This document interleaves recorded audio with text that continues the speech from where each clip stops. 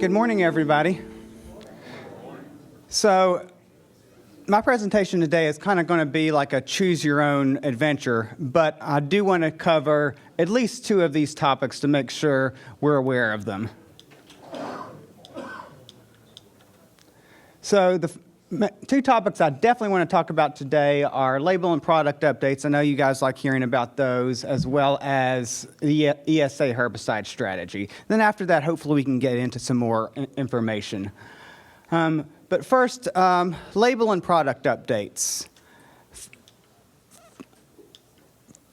First two updates I want to talk about, they're just more FYI type things. The re-entry intervals for Reflex and Fusilade have changed from 24 hours to 12 hours for those of you who need to go into your field within a day of applying those two herbicides. Again, just an FYI, an important safety FYI.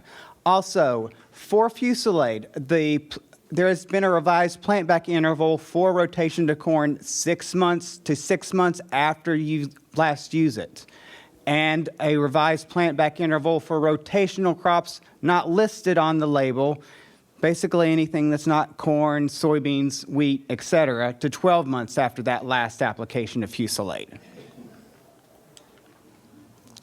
New products. Liberty Ultra is a new formulation of glufosinate from BASF. Currently, it's only registered in glufosinate-resistant crops, but this is just a new form of glufosinate, so we're still recommending that it be sprayed when weeds are small, less than 2 inches tall, and apply ammonium sulfate with that application. And with Liberty Ultra, you can apply 19 to 21 ounces from emergence to early bloom. Let's see if this works. What makes Liberty Ultra unique from other glufosinate formulations is this Liberty Lock formulation. Again, glufosinate is a contact product, which means spray coverage is good. You want those droplets to stay on the plant. So this Liberty Lock formulation actually helps those droplets adhere to the plant rather than just simply rolling off with other glufosinate formulations. Going forward, Liberty Ultra is going to be the only glufosinate product that BASF is going to market. Other generic forms of glufosinate, such as Ignite or Cheetah Pro, things like that, they will still be on the market and they'll still be available for your use. They just won't be manufactured by BASF. While we're on the subject of talking about glufosinate, Liberty, all those products, great broadleaf herbicides. However, they're not the best on certain grass weeds. A new product from AMVAC called Xalo is a mixture of glufosinate and quizalithop, or a short 2. So you've got broadleaf herbicide and the grass herbicide in that prepackaged tank mix. This product is currently registered, again, for your glufosinate-resistant crops, as well as several tree fruits. We are still recommending, if you use this product, that you spray broadleaf weeds when they're small. However, you can spray grasses when they're a little bit larger. For example, you can spray shattercane, Johnson grass up to 12 inches, your volunteer corn, Johnson grass up to 30 inches. And again, this is a glufosinate-based product. We do want to add ammonium sulfate and a crop oil to this, and you can apply this anywhere from 22 to 43 ounces up to bloom or R1. Now, I have had the opportunity to look at this compound in some studies over the past couple of years where we looked at comparing these treatments of Xalo at different rates, Xalo with tank mixes, with Xalo tank mixes dual, Xalo plus Enlist duo, or as early post treatments or late post-emergence treatments, followed by an early pre-application of 1.33 pints of dual at planting. And we compared all of these Xalo treatments to just a standard early post-application of Liberty alone. Now, in 2023 got very good lamb's quarters control and morning glory control out of all our treatments. There were really no significant differences between applying that Liberty Early Post and all of our other Xalo treatments. 85 to 100% lamb's quarters control, again, no significant differences there, and about 67 to 100% morning glory control. Again, a lot more variation there, but no differences in control among treatments for that weed either.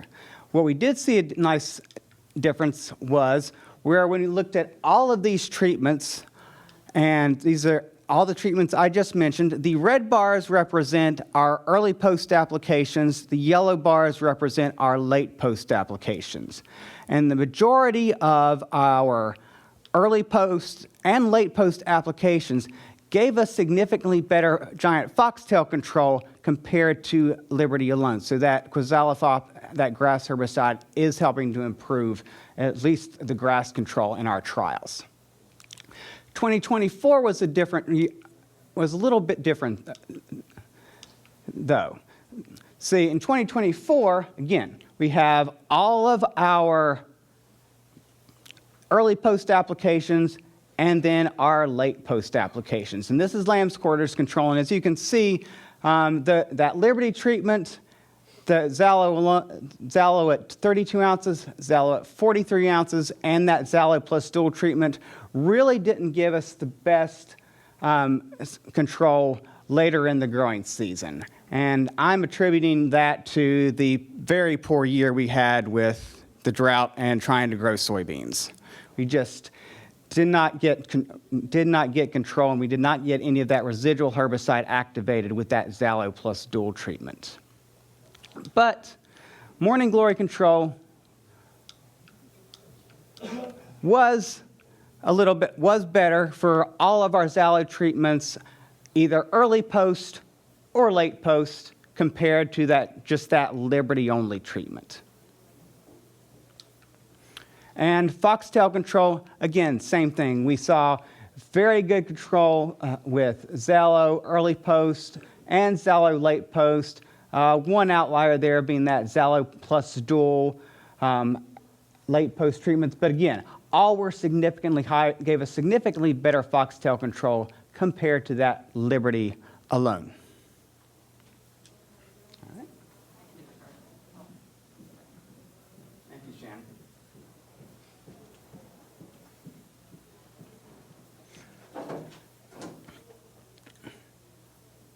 All right, so the next topic I want to quickly cover is the ESA herbicide strategy. So, I've tried to cover this for the past several years, talking about the EPA, the herbicide strategy. Raise your hand if you've even heard of the herbicide strategy. Hopefully all of you have, because I've talked about it before. But okay, so basically, EPA was not meeting its obligations under the Endangered Species Act. When EPA registers a pesticide, they're supposed to consult with the services. The services being the Fish and Wildlife Service and National Marine Fisheries Service, to make sure those pesticides aren't going to have any unintended impacts on endangered species and their environment. So the EPA was being sued, and registrations were being limited. So EPA released their new herbicide strategy to help mitigate endangered species, any issues with endangered species. Goals being, they want to protect endangered species, reduce that litigation risk, because you can't have somebody sue you every time you try to re-register or register a new pesticide, and create some greater regulatory certainty. So I want to talk about the herbicide strategy, which we must all kind of pay attention to, because believe it or not, there is an endangered species in every county in Maryland. So even if we don't know what all of these endangered species are, they are present. So the herbicide strategy consists of three components: spray drift mitigation, runoff mitigation, and bulletins to live tube. We talk about spray drift mitigation. This is basically dealing with buffers. And spray drift buffers only apply to unmanaged areas. So you have corn, soybean, corn, woods. You would only have to worry about applying these mitigations if the wind was blowing a downwind buffer to that unmanaged area. As far as the labeling is concerned, all of these new mitigation, ESA mitigation strategies, required mitigations, are going to be on any new label coming forward. Liberty Ultra just happens to be the newest herbicide that was registered, and it actually does have these endangered species ESA mitigations on them. Any labels that you currently hold, you don't have to worry about it. None of this language is going to be on the label. But as far as labels, new stuff coming out, new information on labels, you will actually see information on spray drift mitigation, runoff mitigation, etc. For example, I know most of you can't see this, but this is the language on spray drift mitigation on the Liberty Ultra label. There's some stuff about aerial application, ground application, and there's some information here about ground application in buffers saying you need to have at least a 10-foot downwind buffer. EPA has calculated that the maximum distance you'll need for a downwind buffer for a ground application would be about 240 feet. And that is going to be label dependent. But there are also strategies that you can use to reduce your buffer distance. This is this is cumulative based on a percent scale. So for example, if you were to use a high boom and fine to medium nozzles with fine to medium coarse droplets, you could reduce your buffer distance by 55%. If you're only making one pass with this particular herbicide, you can reduce your buffer distance by 75%. Now, I did mention that this is cumulative. So if you do something to reduce your buffer distance by 75% and something else to reduce your buffer distance by 25%, then you effectively have no buffer to worry about. The next step in the ESA mitigations is runoff erosion mitigation. This is what it says for Liberty Ultra. Makes sense. Do not apply when soils are saturated above field capacity, and I hope none of you are trying to apply a post-emergence herbicide in the rain. But there also will be language that says something like, you must achieve a minimum of 3 points for the crop uses listed on this label unless otherwise stipulated, and you must access bulletins live too. What in the world are points? Why do I need 3 points to apply Liberty Ultra? Well, the point system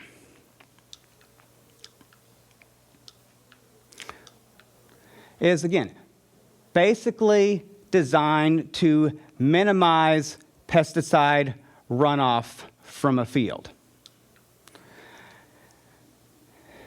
The points you will be required to get for certain pesticides will be dependent on the runoff potential of that particular pesticide and the crop for which it is applied. However, the maximum number of points you will ever need to get will be 9, regardless of crop. You will not need to get more than 9 points. Fortunately, EPA has developed this wonderful new tool called runoff mitigation calculator tool.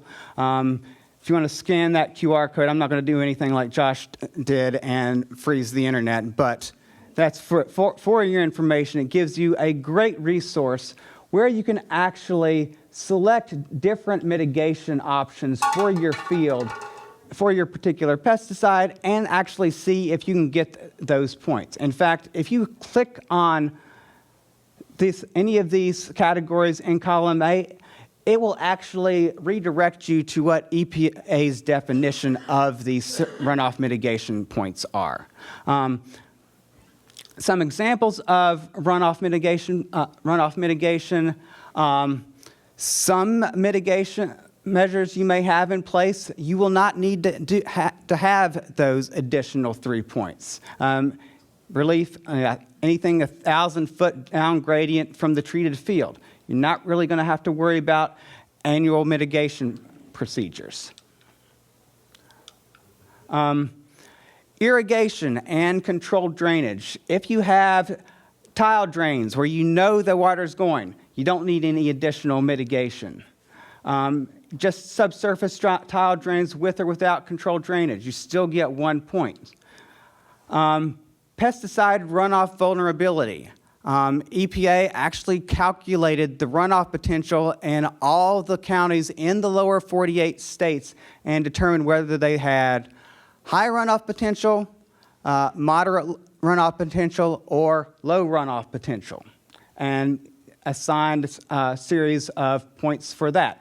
Unfortunately for us here, this nice red area that is the eastern shore of Maryland and Delaware, we are in a high runoff potential area, so unfortunately, we do not get any mitigation points just for where we're located. So no free points. Mitigation tracking. Now, remember earlier I said that Liberty Ultra, you needed 3 points to get, or 3 points to use. If you just fill out this form, keep some type of record, you automatically get 1 mitigation point.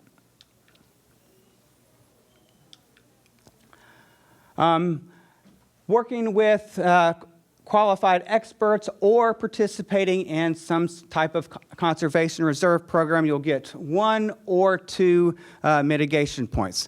EPA has not determined yet what those participating or qualifying conservation programs would be or who those technical experts would be. The technical experts will actually be determined by MDA, but 1 to 2 points there. Field slope and soil type. If your fields are less than 3%, you will automatically get 2 mitigation points. And this question did come up earlier this week when we were talking about this at a conference I was at.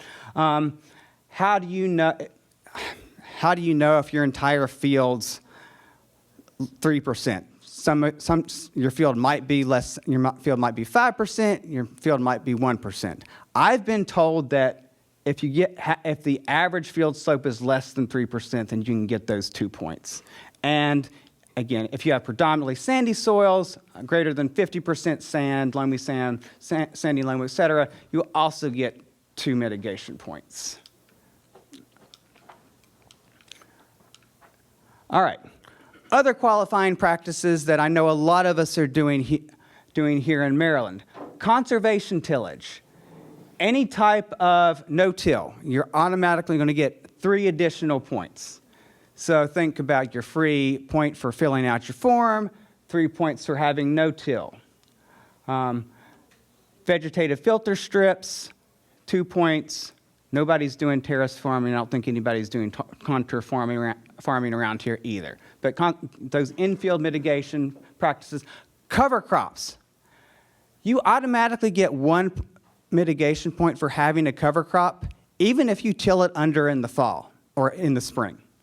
If you plant into it and you have that standing cover crop, then you get 2 points. Long-term continuous ground cover, 3 mitigation points. Irrigation water management. If you're not using a center pivot, you will get points. If you are using some type of precision application with your irrigation, you will also get mitigation points. Grass waterway, vegetative filter strips, depending on the size of those strips, and as well as those riparian buffers, will give you 1 to 3 mitigation points. Constructed natural wetlands, habitat, again, the width of that, creating that buffer adds points to prevent runoff and erosion. Using multiple mitigation measures from multiple categories. This is another freebie that you could possibly get using like an infield measure and a field adjacent measure. Extra point there. And all right, small targets. This is important. Anything that you are spot treating that's less than 1,000 feet squared or less than 1/10 of an acre. I mean, you're just going out there with your bottle of Roundup around your yard. You don't need any mitigation points. Annual application rate reduction. If for some reason you have trouble getting 9 mitigation points, you can still reduce your annual application rate. Now, what do I mean by reducing your annual application rate? I don't mean reducing the recommended labeled rate to kill a weed. I'm talking about actually reducing the amount of pesticide that you're allowed to apply in a single season. So, Liberty Ultra has an annual application rate of 58 fluid ounces per acre and a single application rate of 29 ounces. You can apply Liberty Ultra twice per crop year. So, if you were to only apply it once, then you are actually reducing your annual application rate by at least 50%. So you'd be in this category here, so you would automatically get 2 mitigation points. Reduction in the proportion of field treated. This doesn't necessarily apply to us now, but it will apply to us in the future as we start to adopt some of that smart sprayer technology. And that smart sprayer technology will help us hopefully, map how much herbicide we're using and where we're spraying it. However, until you actually know how much herbicide that these new technologies are saving you, you cannot claim any of these mitigation points because all of this stuff has to be in place before you use that herbicide. And finally, this last part of this herbicide strategy is going to be going and viewing Bulletins Live 2. Now, the Liberty Ultra label says you need 3 mitigation points. However, if you are required to go to Bulletins Live 2 and you are in a PULA or pesticide use limitation area, it might increase the number of points you need, increase the size of your buffers, and or remove those tools altogether. So some take-home messages with the mitigation stuff. Again, this strategy is not self-implementing, as I mentioned before. All the labels are not going to change immediately. But as products get re-registered and new products come on the market, all of those will have these mitigation tracking points that you must follow.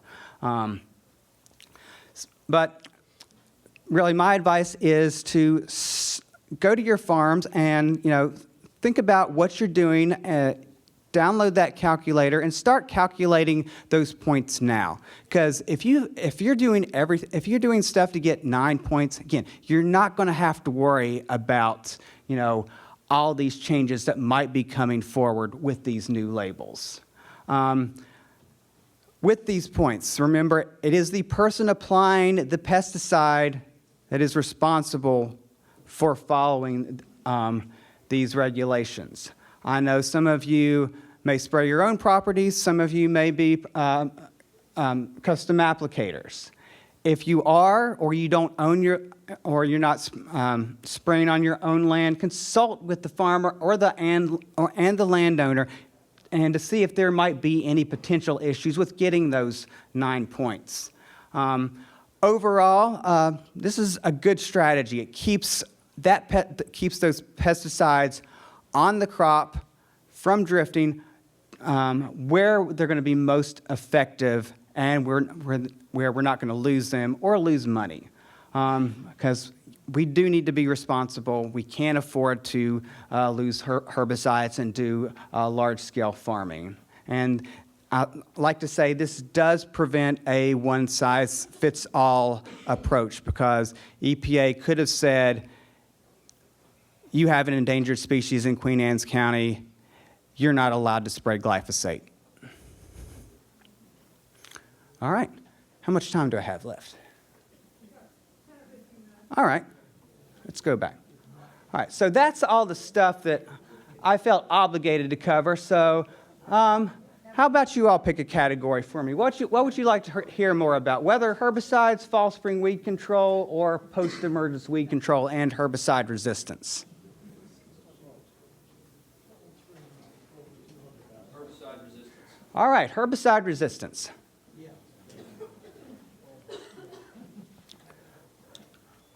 All right, just an update on some of the stuff we've been working on concerning palmer amaranth. We have started to collect seed, palmer amaranth seed, and screen for resistance to the group 2 herbicides, the ALS, the HPPD, the group 27, and the PPO, the group 14 herbicides.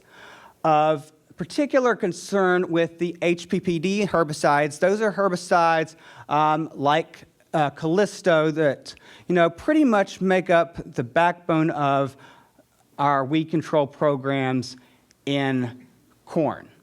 And if we lose our HPPD herbicides, that's going to be a significant problem going forward, trying to grow corn and control palmer amaranth.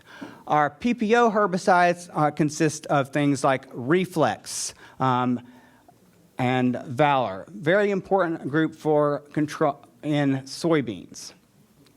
We have seen some populations that are resistant to the sulfonylurea family of ALS inhibiting herbicides, but still susceptible to the imidazolinone family of ALS inhibiting herbicides, such as Raptor. If you are curious to know the difference in these two groups of ALS inhibiting herbicides, like halosulfuron and Raptor, you can scan this QR code and actually download the herbicide classification take action chart, or you can pick one up on one of the tables as you leave. This is it. It has most of our common single herbicide active ingredients, as well as a list of herbicide tank mixtures. Now, when we talk about managing herbicide resistance, we need to kind of get away from the notion that we can just keep spraying the same thing and we'll deal with herbicide resistance once it occurs. Herbicide resistance is something that is always going to be present in a field, even if at very, very low frequencies. But over time, we wait till we actually observe something being resistant, and what ends up happening is we've already lost that herbicide.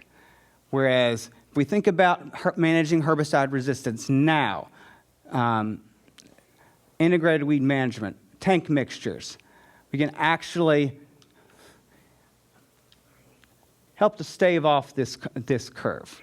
And one of the best things I've seen as far as just relying on herbicides has been to tank mix different herbicide active ingredients. This is a study done by some colleagues in Wisconsin, where they looked at Enlist 1, Liberty, or a combination of Liberty and Enlist 1 at 2 different locations. But at both locations, one is the red bar, the other is the yellow bar, the combination of Enlist 1 plus Liberty did significantly better than just the Enlist 1 plus Liberty alone. So we're not just getting good control with those herbicides, we're getting good synergism with those herbicides. A couple of years ago, I did the same thing looking at Enlist 1 plus Liberty for glyphosate-resistant common ragweed control. In this study, that Enlist 1 plus Liberty treatment did significantly better compared to just applying Liberty alone when we applied it to 6 to 12-inch ragweed plants, which were too big to begin with. However, when we applied the same things to 14 to 18-inch ragweed, notice we still got better control with the Enlist 1 plus Liberty treatment. However, control was a lot lower compared to the 6 to 12-inch plants. Tank mixing can be expensive. I calculated a while back, $18 per acre for Enlist 1, $16 for Liberty, and the combination of two, about $34 per acre. Yes, tank mixing stuff will be more expensive. However, when you consider applying Enlist 1 plus Liberty to smaller plants versus larger plants, you're to get more bang for your buck when you apply that that combination when those plants are smaller. And this summer, I actually looked at combinations of Reflex plus Enlist for weed control. Looking at just Reflex alone, a combination of Reflex and Dual, Reflex plus Enlist, or Reflex plus Enlist plus Dual. My thinking was having that Reflex would give us a little bit of residual control. Dual will definitely give us residual control. Unfortunately, again, last summer, not the best for activating herbicides or growing soybeans. But that combination of Reflex plus Enlist plus Dual gave us significantly better lamb's quarters control and morning glory control compared to Reflex alone. And costs there, again, about $30 per acre for the tank mix, $45 for that three-way tank mix, but worth it when you consider the level of weed control that you're getting. Some caveats with herbicide mixing, though. When you mix herbicides, they have to come from two different herbicide groups. 2,4-D plus dicamba, great mixture for a lot of weeds. It doesn't do anything to prevent them from becoming resistant to Group 4 herbicides. In that tank mix, you cannot already have a weed that is resistant to one of those herbicides. For example, when you're talking about spraying glyphosate-resistant palmer amaranth, 2,4-D plus glyphosate might give you some control, but it's the 2,4-D component of that tank mix that is actually controlling the weed. So what we want to do is we want to apply 2 herbicides in a tank mix that weed has never been resistant to. And we want to apply them at the full labeled rates of both herbicides.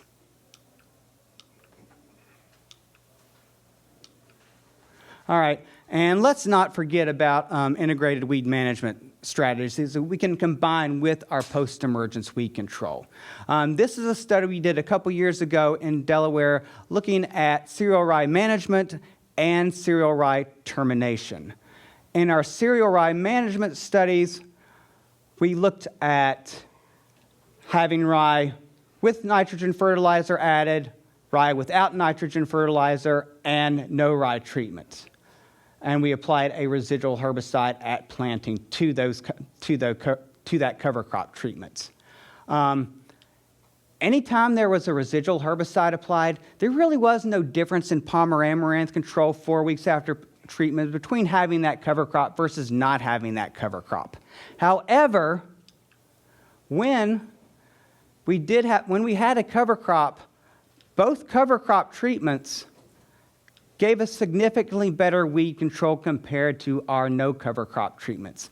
And we've had questions over the past couple of years of whether or not having that cover crop is tying up that residual herbicide. And what we believe is the case is that cover crop might be tying up some of that herbicide that you put on, but there's fewer weeds there are fewer weeds in the field because of that cover crop. That small amount that is still present is still providing good weed control. So it's kind of like good insurance to have both that residual herbicide and that cover crop, especially in years like last summer where we didn't necessarily get the rainfall activation that we needed. But with those residual herbicide applications, if you're doing both the cover crop but if you have both the cover crop and you're applying a residual herbicide, we're not saying that you can cut the rate on your residual herbicide. It's just the total amount that cover crop might be restricting is still enough to have some residual herbicide activity. Then there's the effect of cereal rye termination. For Palmer amaranth, we saw better weed control when we terminated 10 days before planting compared to 20 days before planting. The case being with Palmer amaranth and cereal rye, the longer you allow that cereal rye cover crop to grow, the more biomass it's going to produce, and the more suppressive it's going to be later in the season for Palmer amaranth control. Also, when you're spraying 10 days before planting, you're burning down that cover crop 10 days before planting, you are actually helping to control that first flush of Palmer amaranth. And I do know that tank mixes and everything else can get expensive, and I just made this chart based on some old data. Shannon's going to go over crop budgets later, and we can amend these as needed. But if you think about your potential yields and your potential yield loss and the average size of a farm in Maryland being about 160 acres, with a 50% potential yield loss in corn, you're going to lose about $57,000. Soybean, potential yield loss of 52%, about $36,000. So, it's just the cost-benefit analysis of, where are you willing to lose weed control? All right? All right. I don't have to be. Okay. Yeah, you got any questions? Are you done with that section? No, I'm done with this section. Okay, Yeah. all right. Have you got any questions for Kurt? Yes. What was they said about bifenthrin and the other insecticides? Good question. Can you repeat it? The question was about bifenthrin and the other insecticides, and I'm assuming you're referring to the PFAS stuff. We have not. MDA recently had a hearing, the legislature recently had a hearing on all the PFAS pesticides. Bifenthrin would be a potential candidate for that list. David's actually going to talk about that in his presentation. We'll kind of give you an update on where that is. But yeah, right now we don't know where what that is, where bifenthrin or what the legislature might be thinking. But as far as the PFAS compounds are concerned, I've talked to several people about it, and I've provided a list of potential pesticides that we will lose that could be considered PFAS chemicals. Like you mentioned, bifenthrin would be one of them, and there would be several other herbicides and insecticides that we would lose. And Dave, you want to wait so your presentation so we can show that nice chart? Yeah. We'll get back to that. Okay.